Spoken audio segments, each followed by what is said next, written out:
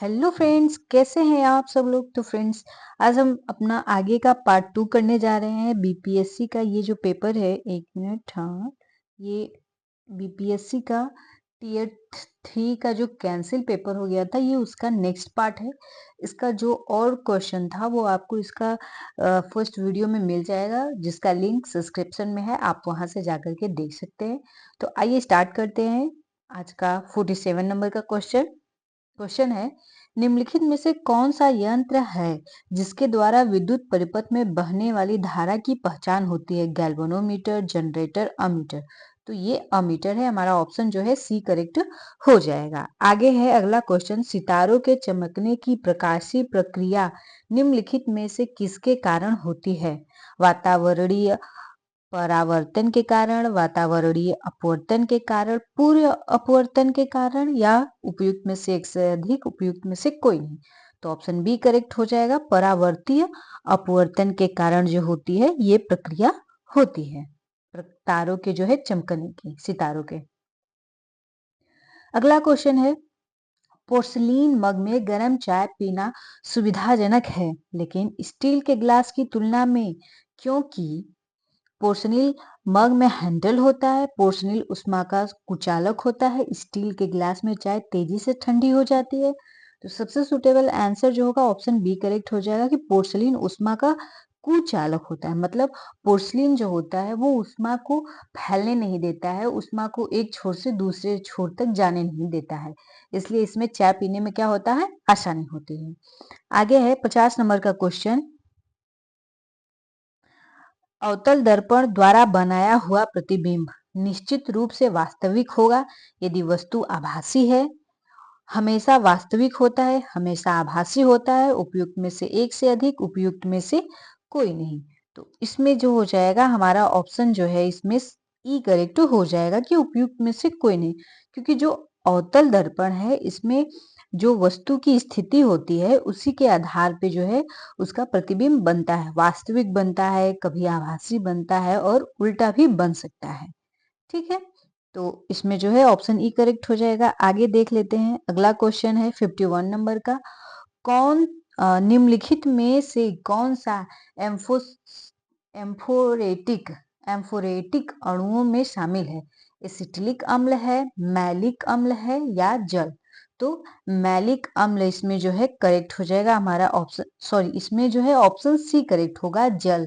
जल जो होता है वो एम्फोरेटिक अणुओं में शामिल होता है। आगे देखते हैं अगला क्वेश्चन, लुईस की अभिधारणा निम्नलिखित में से किसके बर्ताव को व्याख्यायित करती है। क्षार, लवण, प्रोटोनिक एसिड को। उपयुक्त में से एक से अधिक, उपयुक्त में से कोई नहीं। तो लुईस की अवधारणा जो है वो क्षार को व्याख्यायित करती है, वर्णन करती है। ऑप्शन पहला करेक्ट हो जाएगा। अगला क्वेश्चन है, उदासीनीकरण प्रक्रिया का उत्क्रम क्या है। फॉर्मेशन, सिपलिंग, हाइड्रोलिसिस। उपयुक्त में से एक से अधिक, उपयुक्त में से कोई नहीं। तो इसमें ऑप्शन सी करेक्ट हो जाएगा। हाइड्रोलिसिस मतलब कि वह प्रक्रिया जिसमें कि हाइड्रोलिसिस होता है, ये उदासीनीकरण का क्या होता है, व्युत्क्रम होता है। मतलब कि हाइड्रोलिसिस अभिक्रिया जब होती है तो इसमें क्या बनता है, इसमें अम्ल बनता है, इसमें अम्ल बनता है, और अम्ल के साथ साथ जो होता है वो जल भी बनता है। जैसे सोडियम हाइड्रोक्साइड के साथ सोडियम क्लोराइड, क्लोरिक अम्ल, जैसे यहाँ देखिए sodium hydroxide NaOH plus HCl react करने पे क्या बनेगा, NaCl प्लस H2O। तो ये क्या हो जाएगा, हाइड्रोलिसिस हो जाएगा। आगे देखते हैं, अगला क्वेश्चन है, निम्नलिखित में से कौन सा द्वितीयक प्रदूषक है। तो पहले तो द्वितीयक प्रदूषक क्या होता है, वे प्रदूषक जो प्राथमिक वायु प्रदूषकों और अन्य वायुमंडलीय अपघटनों के बीच क्रिया करते हैं तो फिर उनका निर्माण होता है, उन्हें हम द्वितीयक प्रदूषक कहते हैं।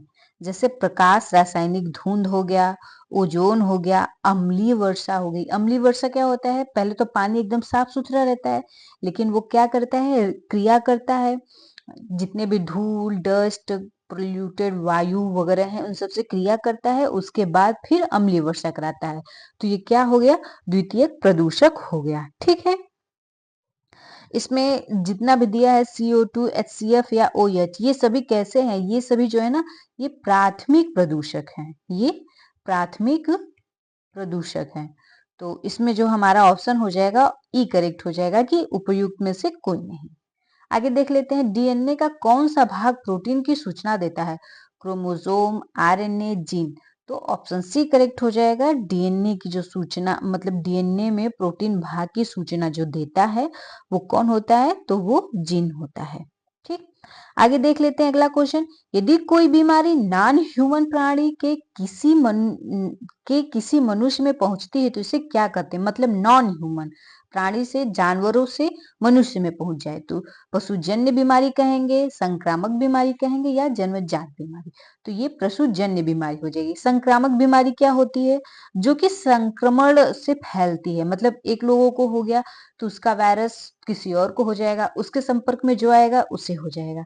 जन्मजात बीमारी क्या होती है, जो जन्म से ही होती है।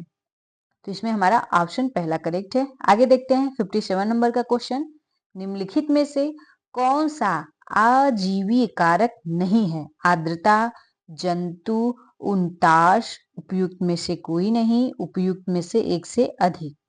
अब हमें इसमें बताना है कि कौन सा अजीवीय कारक है। अजीवी कारक मतलब वो सभी निर्जीव वस्तुओं को संबोधित करता है, जो जिसमें जान नहीं हो उसे हम अजीविक कारक कह सकते हैं। जैसे खंभा हो गया, पेड़ हो गया और प्रकाश हो गया, जमीन हो गई, ये सभी कैसे कारक हैं, ये सभी अजीविक कारक हैं। तो इसमें हमसे पूछा है कि कौन सा अजीवी कारक नहीं है। आर्द्रता भी अजीवी कारक है, उन्नास भी अजीवी कारक है, लेकिन जंतु क्या है, जंतु जीवी कारक है, मतलब इसमें जीव है, इसमें जान है, तो ये क्या है, ये जीवी कारक है। तो ऑप्शन हमारा बी करेक्ट हो जाएगा। आगे है अगला क्वेश्चन, वायु प्रदूषण का प्रभाव प्राय निम्नलिखित में से किस पर पाया जाता है, फूलों पर, तनों पर, पत्तियों पर। अपने आसपास के पेड़ों को देखिए, क्या होता है जब प्रदूषण मतलब गंदी जगह में गंदी वायु, धूल वगैरह इस पे आता है तो उसका प्रभाव फूलों पर भी होता है, तने पर भी होता है और पत्तियों पर भी होता है। तो इसमें ऑप्शन डी करेक्ट हो जाएगा, उपयुक्त में से एक से अधिक। आगे देखते हैं 59 नंबर का क्वेश्चन है, इलेक्ट्रॉन का प्रवाह निम्नलिखित में से क्या कहलाता है, अपघट्य, वैद्युत लेपन या विद्युत धारा। जब इलेक्ट्रॉन का प्रवाह होता है तो उसमें क्या होता है, उस समय करंट फ्लो होने लगता है। तो इसमें हमारा ऑप्शन सी करेक्ट हो जाएगा कि विद्युत धारा कहलाता है।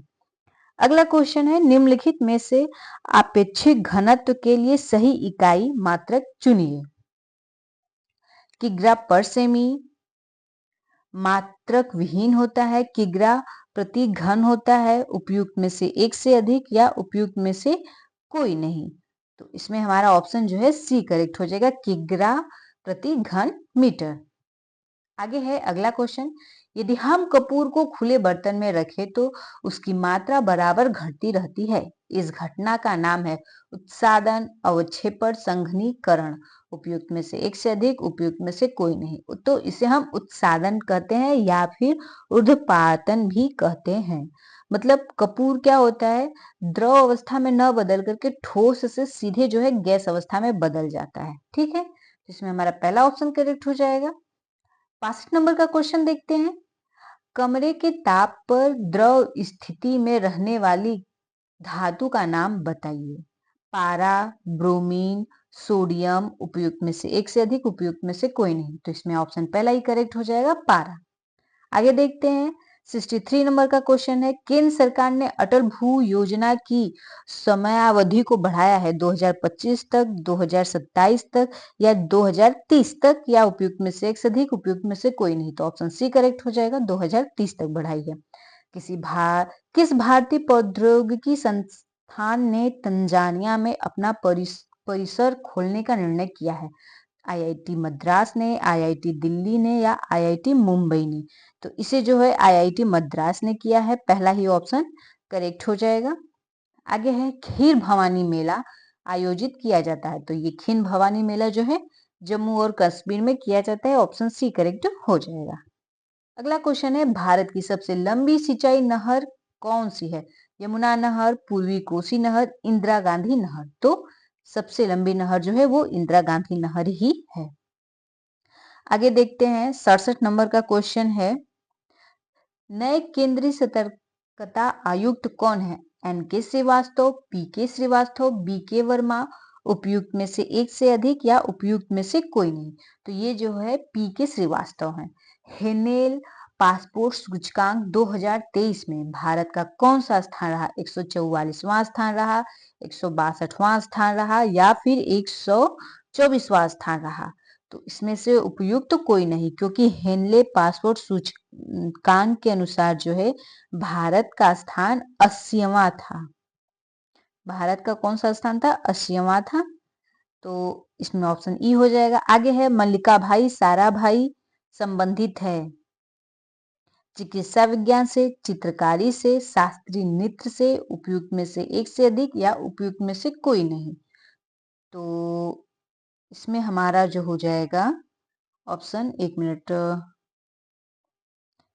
ये इसमें जो है ये मल्लिका साराभाई जो है संबंधित है, किससे संबंधित है? तो ये जो है शास्त्रीय नृत्य से संबंधित है। आगे देख लेते हैं 70 नंबर का क्वेश्चन है, किस बैंक के द्वारा प्रसिद्ध क्रेडिट सुइस बैंक का अधिग्रहण करने का निर्णय किया गया? यूबीएस बैंक से, एसबीआई बैंक से, जापान का केंद्रीय बैंक, उपयुक्त में से एक से अधिक, उपयुक्त में से कोई नहीं। तो ऑप्शन पहला ही करेक्ट हो जाएगा, यूबीएस बैंक से की गई है। आगे 70 नंबर का क्वेश्चन है, कौन सा देश प्रति वर्ष विदेशी लोगों के लिए फ्री लैंड कैंप आयोजित करता है? नेपाल, भारत, ब्राजील, उपयुक्त में से एक से अधिक, उपयुक्त में से कोई नहीं। तो ब्राजील करता है, ऑप्शन सी करेक्ट हो जाएगा। राष्ट्रीय जनता दल की स्थापना किस वर्ष हुई थी? तो राष्ट्रीय जनता दल की स्थापना जो है 1997 में हुई थी, ऑप्शन सी करेक्ट हो जाएगा। आगे है 73 नंबर का क्वेश्चन, बिहार औद्योगिक निवेश प्रोत्साहन वस्त्र एवं चर्म नीति 2022 के अनुसार पेटेंट शुल्क की कितनी राशि तक का अनुदान दिया जाएगा? 5 लाख, 10 लाख, 20 लाख, उपयुक्त में से कोई नहीं, सॉरी, उपयुक्त में से एक से अधिक या उपयुक्त में से कोई नहीं। तो इसमें हमारा जो है 10 लाख, ऑप्शन बी करेक्ट हो जाएगा। आगे है 74 नंबर का क्वेश्चन, पटना जिले के अंतर्गत कितने विधानसभा निर्वाचित क्षेत्र हैं? 16, 12, 14, उपयुक्त में से एक से अधिक, उपयुक्त में से कोई नहीं। तो 14 जो है निर्वाचित विधानसभा क्षेत्र हैं, ऑप्शन सी करेक्ट हो जाएगा। आते हैं 75 नंबर के क्वेश्चन पे, भारत के एक मजबूत केंद्र के साथ संघीय प्रणाली का विचार उधार लिया गया? कनाडा से, यूएसए से, यूके से, उपयुक्त में से एक से अधिक या उपयुक्त में से कोई नहीं। तो ये जो है संघीय प्रणाली का विचार कनाडा से लिया गया है, ऑप्शन पहला ही करेक्ट हो जाएगा। आगे है राज्यसभा का सदस्य बनने के लिए आवश्यक आयु है 18 वर्ष, 25 वर्ष, 30 वर्ष। तो ऑप्शन करेक्ट हो जाएगा 30 वर्ष। राज्यसभा का सदस्य बनने के लिए 30 वर्ष की आयु चाहिए। लोकसभा का सदस्य बनना है तो 25 वर्ष, और राष्ट्रपति बनने के लिए कितने वर्ष की उम्र चाहिए? एक मिनट, ये राष्ट्र राष्ट्र सीरीज कर देते हैं पूरा। राष्ट्रपति बनने के लिए 35 वर्ष की आयु चाहिए, ठीक है। आगे देखते हैं, किस भारतीय फिल्म ने 2023 में ऑस्कर पुरस्कार जीता? The elephant whispers, all that breeds, छेल्लो show, उपयुक्त में से एक से अधिक, उपयुक्त में से कोई नहीं। तो द एलिफेंट विस्पर्स जो है ये फिल्म ऑस्कर अवार्ड जीती थी 2023 में।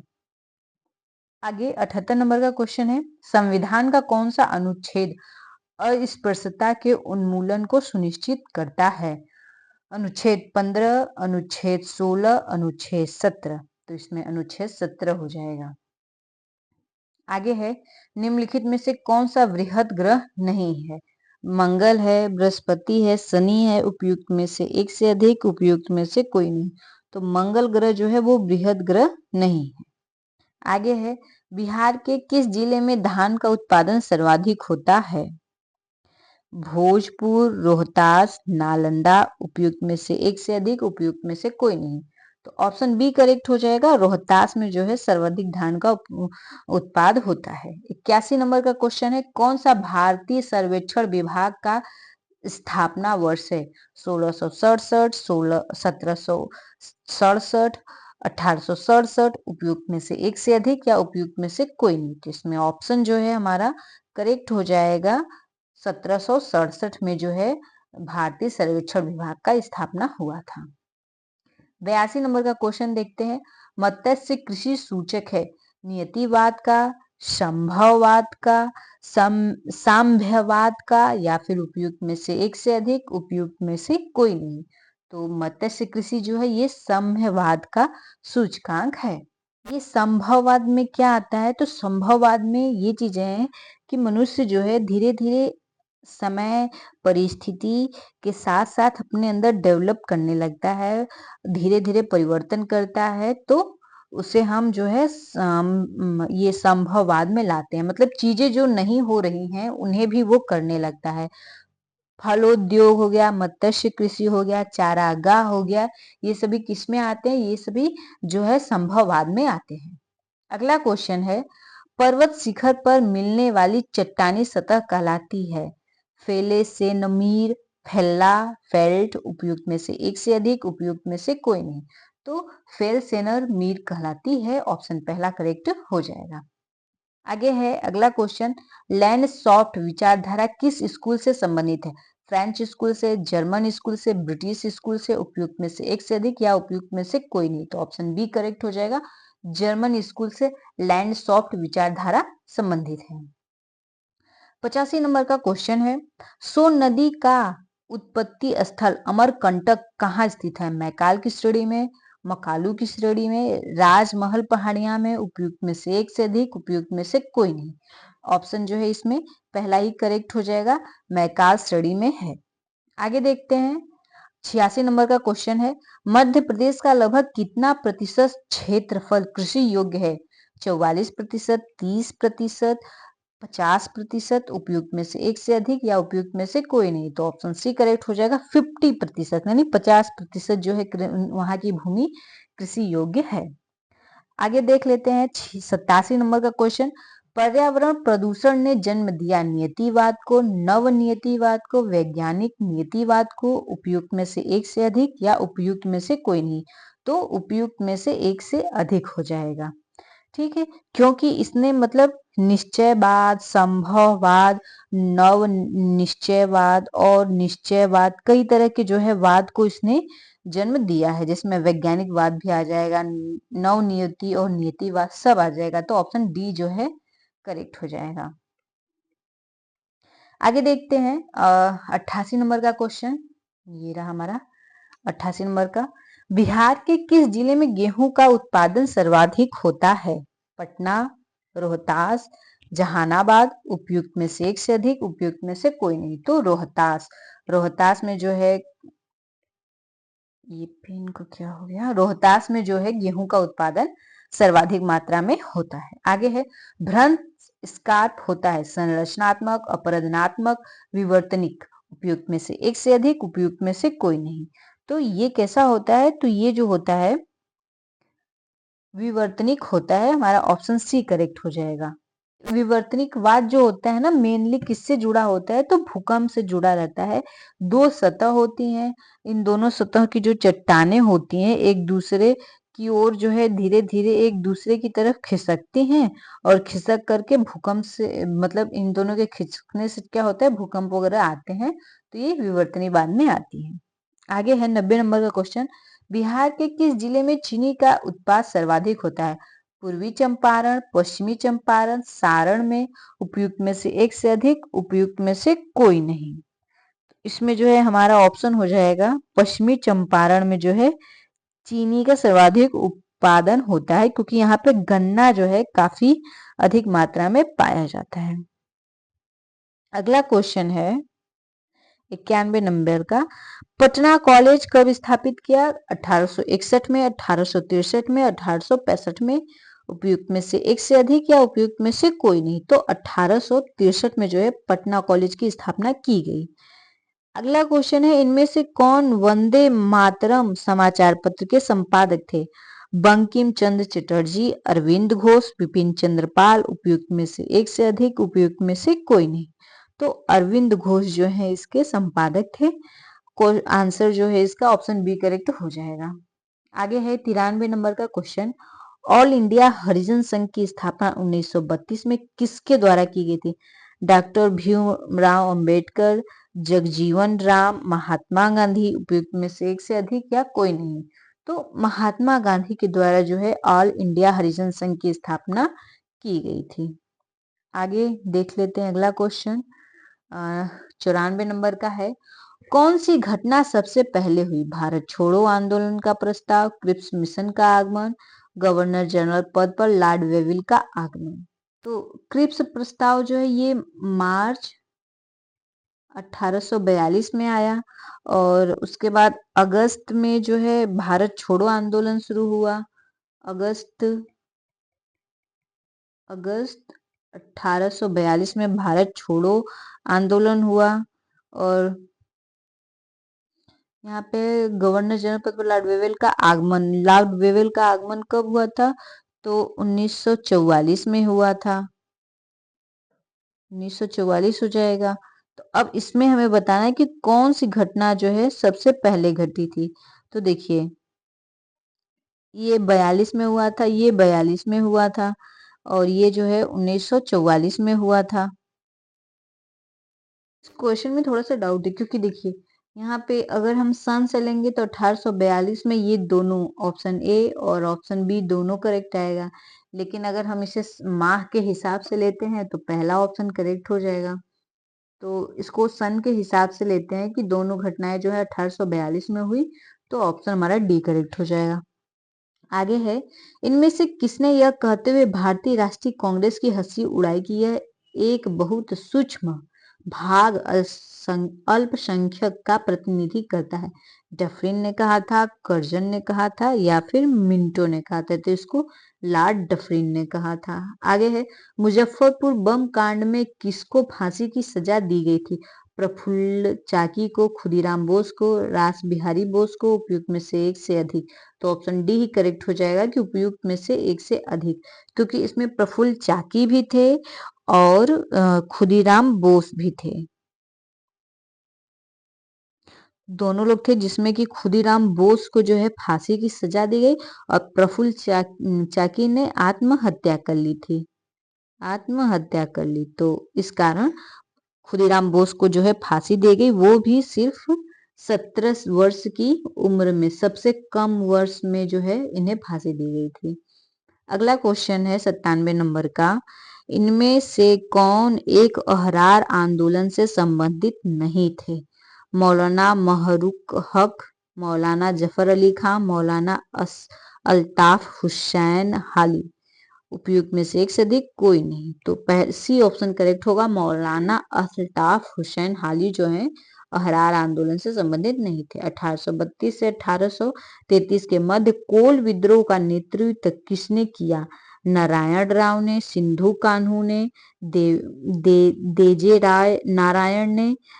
तो इसमें जो है उपयुक्त में से एक से अधिक, उपयुक्त में से कोई नहीं। तो ऑप्शन ई करेक्ट हो जाएगा कि कोल विद्रोह जो है यह छोटे नागपुर से शुरू हुआ था। ये छोटा नागपुर में जो है विद्रोह, छोटा नागपुर में यह विद्रोह शुरू हुआ था और इस विद्रोह के नेतृत्वकर्ता जो थे वो कोल जनजाति के थे। ठीक है, इसके नेतृत्वकर्ता जो थे कोल जनजाति के थे, तो इसमें ई एफ ऑप्शन जो है हमारा करेक्ट हो जाएगा कि इनमें से कोई नहीं। आगे है, किस वर्ष बाबू कुंवर सिंह का देहांत हुआ? 1857, 1858, 1859। तो इसमें 1858, 26 अप्रैल 1858 को जो है बाबू कुंवर सिंह का देहांत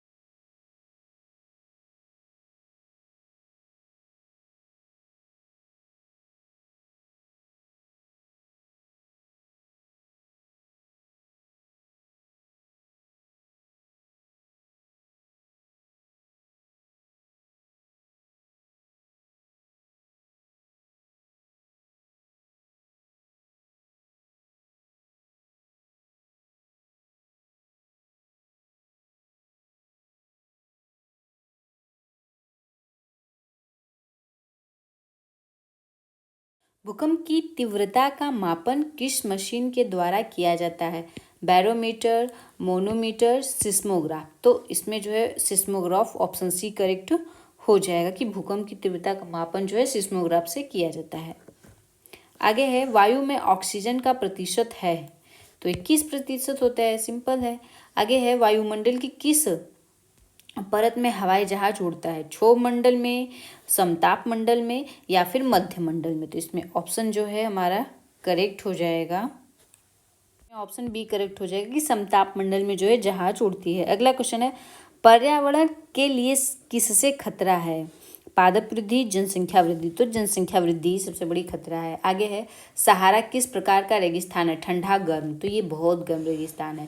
स्वच्छ भारत मिशन कब प्रारंभ किया गया था? 2 अक्टूबर 1914 को जो है स्वच्छ भारत मिशन प्रस्तुत किया गया था, प्रारंभ किया गया था।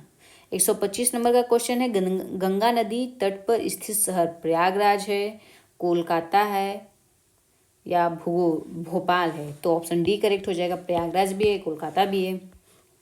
126 नंबर का क्वेश्चन है ऊर्जा का गैर पारंपरागत स्रोत है परमाणु ऊर्जा, बायोगैस, भूतापीय ऊर्जा।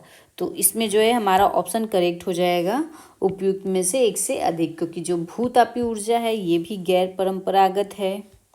और गैर ऊर्जा मतलब परंपरागत ऊर्जा मतलब जो कि मतलब प्रकृति से मिलती है, तो भूतापीय ऊर्जा भी मिलती है, बायोगैस भी जो है प्रकृति से ही मिलता है। तो ऑप्शन डी करेक्ट हो जाएगा। आगे है 127 नंबर का क्वेश्चन जनसंख्या घट जाएगी यदि जन्म दर कम हो जाए एवं मृत्यु दर अधिक हो जाए? ऑप्शन सी करेक्ट होगा कि जन्म ज़्यादा होगा, मृत्यु कम ज़्यादा होगा और जन्म कम होगा, तो जाहिर सी बात है जनसंख्या कम हो जाएगी। निम्नलिखित में से किस प्रकार के प्रदूषण से पोलियो होता है? तो जल प्रदूषण से जो है पोलियो होता है। इसमें हमारा ऑप्शन सी करेक्ट हो जाएगा। आगे है निम्नलिखित में से कौन सा स्थान जैव विविधता हॉट स्पॉट है? तो ऑप्शन पहला इसमें हमारा जो है ऑप्शन ए करेक्ट हो जाएगा, पश्चिमी घाट। आगे देख लेते हैं 30 नंबर का क्वेश्चन बीओडी जैविक ऑक्सीजन की मांग की उच्च मात्रा इंगित करती है कि पानी बहुत प्रदूषित है, पानी कम प्रदूषित है, पानी में सूक्ष्म जीवों की वजह से कार्बनिक पदार्थों का उपभोग ज़्यादा है? तो इसमें हमारा पहला ही ऑप्शन करेक्ट हो जाएगा कि पानी बहुत कम प्रदूषित है। आगे है 131 नंबर का क्वेश्चन हेपेटाइटिस ए किस प्रकार की बीमारी है? भोजन संदूषण, जल उत्पन्न बीमारी, वायु उत्पन्न बीमारी। तो इसमें उपयुक्त में से एक से अधिक, तो इसमें हमारा ऑप्शन डी करेक्ट हो जाएगा कि हेपेटाइटिस ए जो है ना ये एक वायरस के कारण होती है, जिसमें हमारा लीवर क्या होता है, लीवर में इन्फेक्शन हो जाता है, लीवर में सूजन हो जाती है। ठीक, आगे देख लेते हैं मल के द्वारा प्रदूषित पानी में मछलियों की मृत्यु होती है रोगजनकों के द्वारा, गलफड़ों के बंद होने से, ऑक्सीजन की कमी से। तो ऑक्सीजन की कमी से हो जाती है। इसमें हमारा जो है ऑप्शन सी करेक्ट हो जाएगा। आगे है निम्नलिखित में से कौन सा प्रदूषण जनित विकार है? फ्लोरोसिस, कुष्ठ रोग, न्यूमोकोनियोसिस। तो इसमें जो है हमारा सबसे सही ऑप्शन है, तो इसमें देखिए फ्लोरोसिस भी जो होता है हो जाता है, तो ऑप्शन डी करेक्ट हो जाएगा। आगे देख लेते हैं। आगे अगला क्वेश्चन है भारत में प्रवाल भित्तियां पाई जाती है हिमालयी क्षेत्र में, अंडमान निकोबार द्वीप में, उत्तर प्रदेश में? तो उत्तर प्रदेश में तो नहीं पाई जाती हैं, लेकिन इसमें जो है ये जो अंडमान निकोबार द्वीप है यहाँ पाई जाती हैं। ऑप्शन बी करेक्ट हो जाएगा। आगे है वह युग्म चुनिए जिसमें शब्द भिन्न भिन्न प्रकार से संबंधित है। शराब, अंगूर, जूता, चमड़ा, गेहूं, फसल। तो देखिए शराब से अंगूर बनता है, जूते से अंगूर से शराब बनता है, चमड़ा से जूता बनता है, फसल से गेहूं बनता है नहीं। तो यही हमारा ऑप्शन सी करेक्ट हो जाएगा। आगे है निम्नलिखित में विषम संख्या युग्म समूह को चुनिए। 80, 50, 54, 27, 32, 13। तो इसमें देखिए युग्म अगर हम चुनेंगे तो ये विषम है, ये सम है, ये सम, ये विषम। तो यही हमारा ऑप्शन पहला होगा कि दोनों इसमें क्या है, दोनों ही संख्याएं सम है। आगे है 137 नंबर के क्वेश्चन दी गई श्रृंखला में गलत संख्या ज्ञात कीजिए। 40 है, 96 है, 864 है। तो इसमें बताना है कि कौन सा जो है गलत है, मतलब नहीं आना चाहिए। तो अगर हम इसको बनाते हैं तो देखिए 40 का जब हम तिगुना करेंगे तो 96 आएगा। अब जब इसका 9 गुना करेंगे तो 864 आएगा। लेकिन 40 का तिगुना करने पे 96 नहीं आ रहा है। 40 तो यहाँ पे कितना होना चाहिए, यहाँ पे 32 होना चाहिए। 32 का जब तिगुना करेंगे तब यहाँ 96 आएगा। 3 दूनी के 6 और 3 3 के 9। 40 का है तो यहाँ 40 नहीं होना चाहिए। ऑप्शन पहला ही करेक्ट हो जाएगा। आगे है, एक दौड़ में मोहन नमित से तेज दौड़ता है और ओम पवन से तेज दौड़ता है। यदि नमित एवं ओम दोनों बराबर थे तो दौड़ में प्रथम कौन था। तो इसको देख लेते हैं। पहले इसको देखने के लिए सबसे पहले तो हम लोग एक फिगर बनाते हैं कि सबसे तेज मोहन नमित से तेज दौड़ता है। तो ये हो गया मोहन, ये तेज दौड़ते हैं नमित से। और ओम, मोहन नमित से तेज दौड़ता है और ओम पवन से। ओम जो है ओम किससे तेज दौड़ता है, पवन से। यदि नमित एवं ओम दोनों बराबर थे, ये नमित और ओम दोनों आपस में बराबर हैं, तो दौड़ में प्रथम कौन है। तो दौड़ में जो है मोहन प्रथम हुआ। ऑप्शन पहला करेक्ट हो जाएगा। आप इसको ना ऐसे बनाइए कि सबसे तेज कौन दौड़ता है, तो मोहन है। मोहन के नीचे फिर उसके नीचे डाउन कौन है उससे, तो उससे जो थोड़ा सा कम है वो नमित है। ठीक, नमित हो गया। अब इधर है ओम पवन से तेज दौड़ता है, ये हो गया ओम जो है किससे तेज, पवन से तेज दौड़ रहा है। यदि नमित एवं ओम, ये जो नमित और ओम दोनों बराबर हैं, यानी ये 1 नंबर पे है, ये 2 नंबर पे है, तो ये भी 2 नंबर पे है, और ये तब 3 नंबर हो जाएगा। तो पहले नंबर पे कौन आएगा, मोहन ही आएगा, यानी हमारा पहला ही ऑप्शन करेक्ट हो जाएगा। आगे देख लेते हैं। 139 नंबर का क्वेश्चन है, अपने घर से निकलकर कमला दक्षिण की दिशा में 50 मीटर चलती है। घर से निकली कमला, अभी पहले तो ग्राफ बना लेते हैं। दक्षिण दिशा, ये नीचे हमारा दक्षिण है, तो दक्षिण दिशा की तरफ कितना चलती है, 50 मीटर चलती है। ठीक है, फिर वह बाएं मुड़कर 60 मीटर चलती है। जब दक्षिण में मुड़ती है तो उसका बायां इस साइड आएगा, तो बाएं साइड कितना चलती है, 60 मीटर चलती है। अब उसके बाद फिर क्या है, 60 मीटर चलती है, वह पुनः मुड़कर 30 मीटर चलती है, पुनः मुड़ जाती है यहाँ से, फिर दाएं मुड़ के 30 मीटर जाती है। तो ये दाएं मुड़ गई और ये उसने दूरी चली 30 मीटर की। ठीक है, उसके बाद दिया है, अब उसे अपने घर पर सीधे पहुंचने के लिए कितने मीटर चलना होगा। तो 30 यहाँ तक गई, उसका घर ये पॉइंट है, अब यहाँ तक उसको ऐसे जाना है। तो कैसे जाएगी, 30 तो इतना चल दी, ये दूरी कितनी है, ये भी 60 हो जाएगी, ये 20 हो जाएगी, 60 20, और हमको यानी कर्ण निकालना है इसका। तो इसका कर्ण निकालने के लिए हम लोग जानते ही हैं फार्मूला क्या होता है। तो कर्ण निकाल देंगे, यानी ये दूरी हमारी हो जाएगी 20, वो यहाँ पे है, ये हो गई हमारी दूरी 20, और ये जो दूरी है इन दोनों के बीच की ये है 60। 1 मिनट, हमने थोड़ा सा यहाँ पे मिस्टेक कर दिया, यहाँ पे फिर बाएं मुड़ती है और हमने यहाँ पे दाएं कर दिया है। तो एक बार फिर से हम इसको देख लेते हैं, फिर से इसको स्टार्ट करते हैं। तो ये हो गया कमला का घर, यहाँ से वो 50 मीटर दक्षिण की तरफ चलती है, फिर वो बाएं मुड़ जाती है। जब दक्षिण की तरफ चलेगी तो बाएं इस साइड होगा, यहाँ से वो 60 मीटर चलती है। उसके बाद फिर वो दाएं मुड़ती है और 30 मीटर चलती है, तो ये दाएं मुड़ गई, यहाँ पे वो चली 30 मीटर। फिर अब क्या पूछ रहा है, दाएं चली, अब उसको सीधे जाना है, यानी यहाँ से अब उसको यहाँ जाना है, तो कितने मीटर उसको चलना पड़ेगा। तो ये चीज़ तो पूरा अगर हम इसको ले लें ऐसे, तो ये 50 है और ये 30 है, 5 3 8, यानी ये पूरी दूरी जो है ये 80 हो जाएगी, और हमको ये पूरी दूरी निकालनी है, ये वाली। तो इसको निकालने के लिए क्या करेंगे, इसको निकालने के लिए यहाँ पे, और ये दूरी पूरी ये हो गई, और ये वाली जो दूरी है इसका बेस जो है ये कितना, ये 60 हो जाएगा। तो यहाँ पे वही पाइथागोरस का हम लोग परमेय लगा देंगे, यानी कि कर्ण बराबर होता है ना, यानी इसको मान लेते हैं ए बी और ए बी और ये हमारा हो गया पॉइंट सी। तो ए सी स्क्वायर बराबर क्या होता है, ए सी स्क्वायर बराबर ए बी का स्क्वायर प्लस बी सी का स्क्वायर। तो ए बी कितना है, ए बी जो है 80 है, 80 का स्क्वायर, ये पेन को क्या हो गया, 80 का स्क्वायर प्लस बी सी जो है ये 60 है, 60 का स्क्वायर। अब जब स्क्वायर कर देंगे तो यहाँ पे हमारा आ जाएगा कितना, अंडर रूट में हम इसको लिख लेंगे 6400 प्लस 3600 और जब इन सबको जोड़ देंगे तो ये हमारा सीधे आ जाएगा 10,000। 10,000। अब 10,000 किसका स्क्वायर होता है, 100 का होता है, यानी 100 मीटर उसको चलना होगा। ऑप्शन बी करेक्ट हो जाएगा। आगे देखते हैं, यदि किसी एक वर्ष में मई 25 को रविवार है तो उसी वर्ष में दिसंबर 25 को सप्ताह का कौन सा दिन होगा। तो चूंकि 25 मई यहाँ पे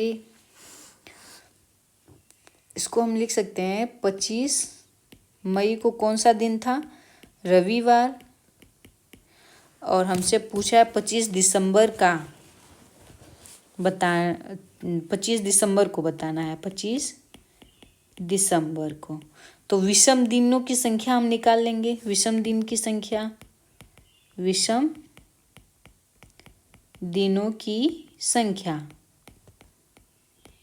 बराबर कितना आएगा, विषम दिनों की संख्या देखिए 6, एक महीने में कितनी आएंगी, तो मई के बाद जून, ऐसे गिनते चलिए और लिखते चलिए, 6 आ जाएगा, उसके बाद 2, फिर 3 आ गया, फिर ये विषम 3 हो जाएगा, उसके बाद 2 और लास्ट में ये हमारा 4। जब इसको जोड़ देंगे तो ये पूरा 25 आ जाएगा। तो 25 दिसंबर को कौन सा दिन रहेगा, तो 25 दिसंबर को जब इसको करेंगे तो रविवार प्लस 4 दिन और, तो रविवार के बाद सोमवार, मंगलवार, बुधवार, गुरुवार, यानी कौन सा दिन आएगा, गुरुवार आ जाएगा। ऑप्शन बी करेक्ट हो जाएगा। आगे देखते हैं 141 नंबर का क्वेश्चन है, एक कूट भाषा में कैलिकट को इस तरह से लिखते हैं 8, 2, 5, 1, 8, 9, 6 और दिल्ली को इस तरह से लिखते हैं, तो उसी कूट भाषा में कैलकाटा को कैसे लिखेंगे। कालीकट को इस तरह से लिखते हैं, दिल्ली को इस तरह से, तो कैलकाटा को कैसे लिखेंगे। तो देखिए सी को कितना नंबर दिया जा रहा है, 8 नंबर, सी 8 पे है, तो यहाँ भी सी है, यानी सब में ठीक है। सी के बाद ए को क्या लिखते हैं, तो ए को 2 लिख रहे हैं, तो ये 2, यानी हमारा ऑप्शन ए ही करेक्ट होगा। आगे है PQRST, एक कमरे में एक वृत्त में बैठे हैं। पी का मुंह दक्षिण पश्चिम की दिशा की तरफ है तथा एस का मुंह दक्षिण पूर्व दिशा की तरफ है। क्यू तथा टी क्रमशः पी एवं एस के सामने हैं, तो आर का मुख किस दिशा में। अब हम इसको बनाना है, तो ये हो गया हमारा एक टेबल, ठीक है, सब एक दूसरे की तरफ मुंह करके बैठे हुए हैं। अब इसमें दिया है पी का मुंह दक्षिण पश्चिम की तरफ है, तो ये हो गया पी, इसका मुंह जो है दक्षिण पश्चिम की तरफ हो जाएगा। एस का मुंह दक्षिण पूर्व दिशा में है, एस का मुंह दक्षिण और पूर्व दिशा में है, दक्षिण पूर्व दिशा में है।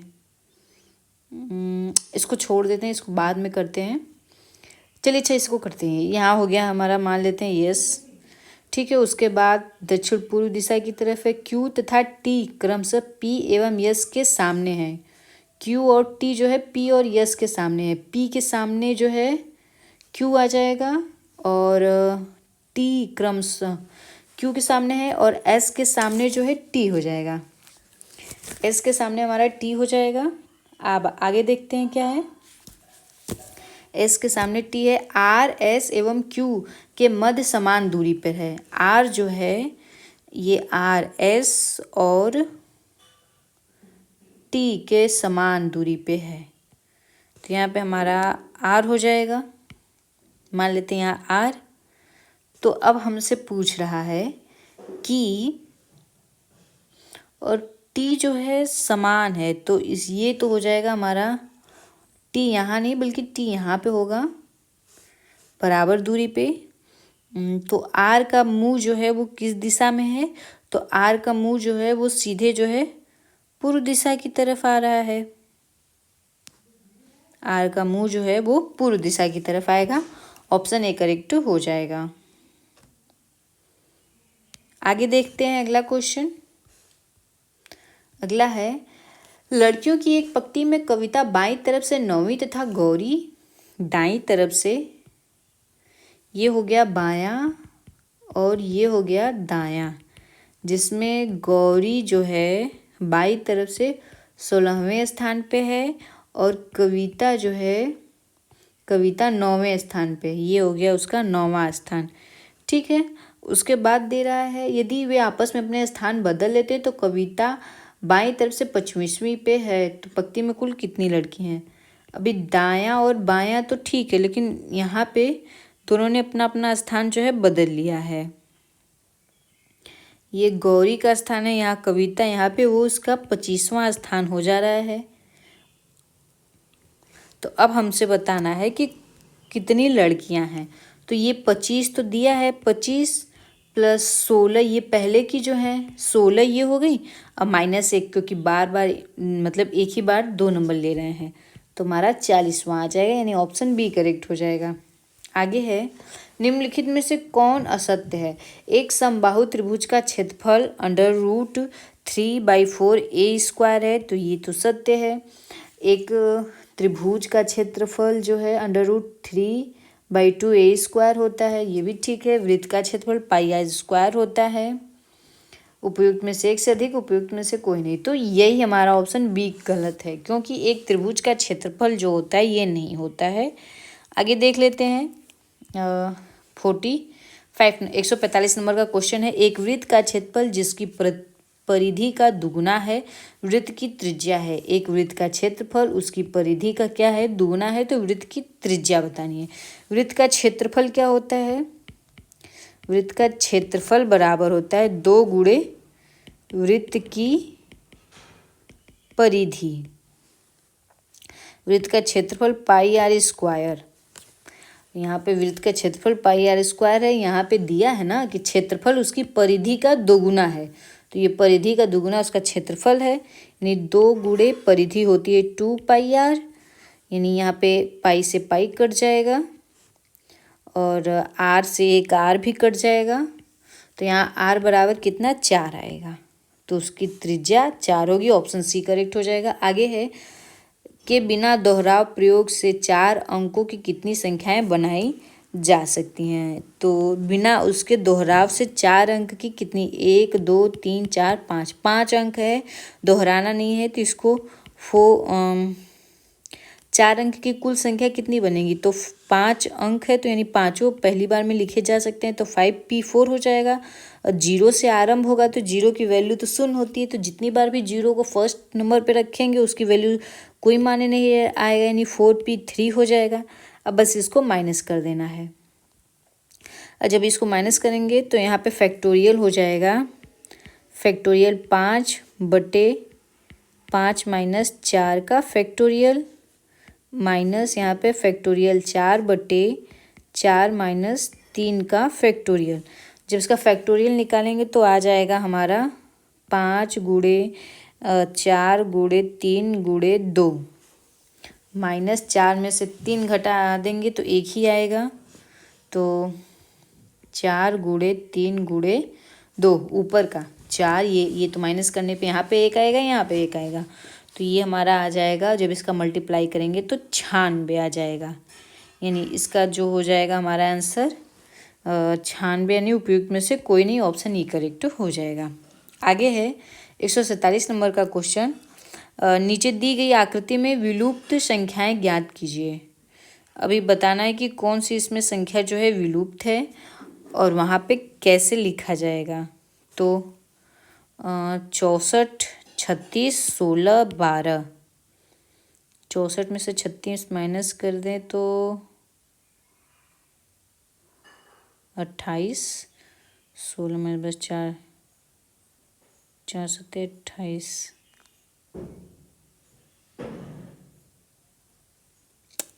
81। ऑप्शन से हम करते हैं तो यहाँ पे अगर हम इसको कर लें 64 - 36 28 आ रहा है। 16 - 12 तो 16 में से जब 12 से माइनस करेंगे तो 4 आएगा, और 4 का जब 7 गुना करेंगे तो कितना आएगा, 4 7 28। तो अब ऑप्शन में क्या भरें यहाँ पे कि मतलब जिसका भी हम यहाँ पे करें तो 7 गुना आए। उसके लिए अगर हम ऑप्शन जो है इसमें ए को लेते हैं तो नहीं, ए तो होगा नहीं, तो सबसे बड़ा इसको यहाँ पे बड़ा रहेगा तभी 25 माइनस होगा, तो यानी हमारा ऑप्शन बी ही करेक्ट होगा। देख लेते एक बार। 81 - 25 करने पे 6 हो गया, और यहाँ पे 5 हो गया। आगे देख लेते हैं, ये हो जाएगा 17 - 9। 17 में से जब 9 जाएगा तो 8 हो गया, और 8 7 56। हाँ, तो हमारा ऑप्शन बी करेक्ट हो जाएगा। आगे है 48 नंबर का क्वेश्चन। एक कूट भाषा में मिल्टन को एम के इस तरह से लिखते हैं और माउस को इस तरह से लिखा जाता है, तो उसी कूट भाषा में टेकन को कैसे लिखा जाएगा। तो पहले देख लेते हैं। टी को यहाँ पे जे से लिखा जा रहा है, कुछ ऐसा है। यहाँ पे ML इसको ले लेते हैं, तो पहले इसको लिख लेते हैं MILTON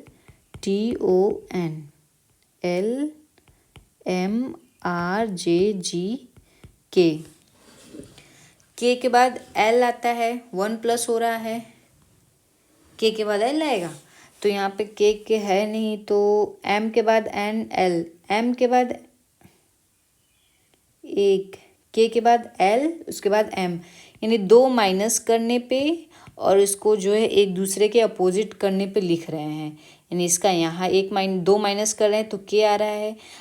आई से 2 जब माइनस करेंगे तो हमारा आ जाएगा जी, यानी ये जो है जी आ रहा है 2 माइनस करने पे और जस्ट अपोजिट। तो उस तरह से अगर इसको लिखेंगे तो टी से 2 कम करेंगे तो टी से 2 करने पे आर आ रहा है, तो आर तो पहले ऑप्शन में है, यानी हमारा पहला ही ऑप्शन करेक्ट है। आगे है 49 नंबर का क्वेश्चन, और इसके बाद एक आखिरी लास्ट क्वेश्चन मैथ का है, तो इसको देख लेते हैं। समान पैटर्न का अनुकरण करते हुए दी गई श्रृंखला में लुप्त अक्षर ज्ञात कीजिए।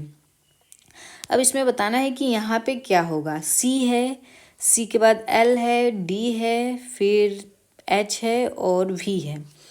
तो सी के बाद डी 1 प्लस हो रहा है, फिर एक का गैप करके फिर यहाँ पे आएंगे।